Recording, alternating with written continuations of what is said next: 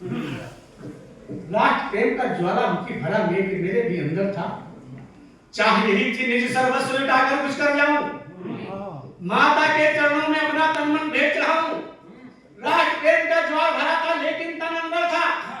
चेतन की भावना किंतु मैं निज शरीर से जलता, किंतु एक जाजलमान सूरज ने मुझे तपाया। मुझको छू करके उसने मेरा सम्मान बढ़ाया। उस सूरज बलिदानी का मैं पन्ना खोल रहा हूँ।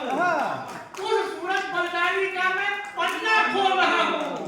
मैं अल्फ्रेड पार्क का बूढ़ा बरगद बोल रहा हूँ।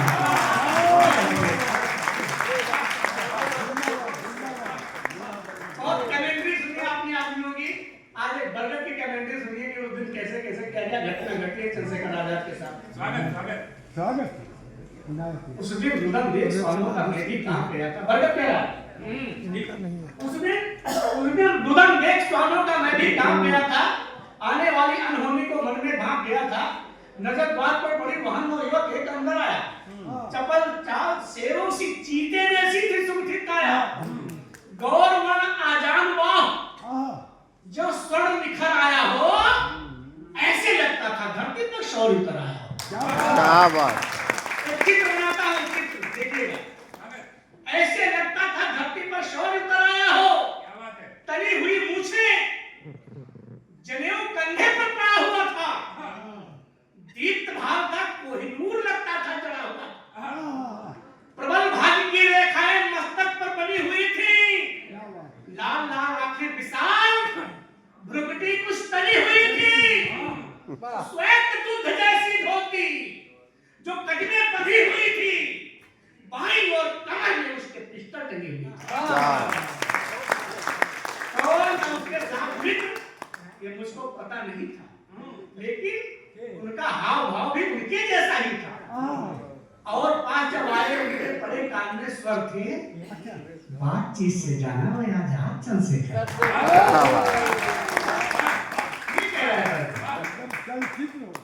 बातचीत से जाना मैं आजाद चंद्रशेखर। बैठो बैठो बैठो। बहुत सुना था मैंने अभी थे उन नागी बलदानी। पिता थे सीताराम तिवारी, माता थी जगरानी। सब इतिहास जानते हैं। बच्चे तो देखेगा आपके सामने चलना नहीं चल रहा है। माता थी जगरानी। मैं समझ गया ये वही वीर आजादी का मतवाला जिसने बचपन में ही जज का दर्द चूर कर डाला। राष्ट्र प्रेम की बूटी बचपन से घुट्टी में घोली और पीठ पे कोड़े खाए पर भारत माता की जय बोली।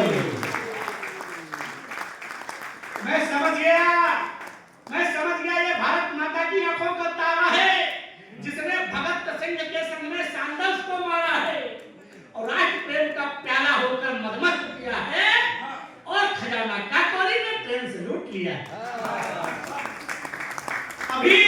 अभी मंत्रणा सात साथियों की अभिनव थी जारी।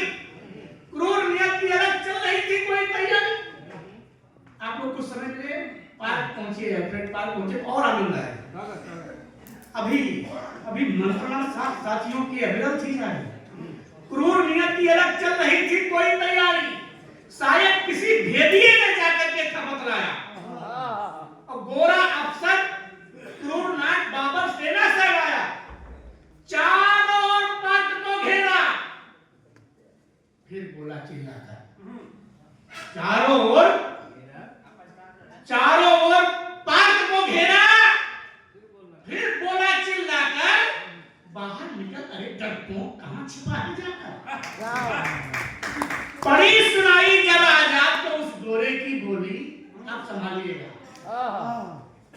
पड़ी सुनाई जब आजाद तो उस गोरे की बोली, गर्जा पिस्टल, सधा निशाना, चली एक फिर गोली और गाली देने वाले मुंह को गोली ताड़ गई थी।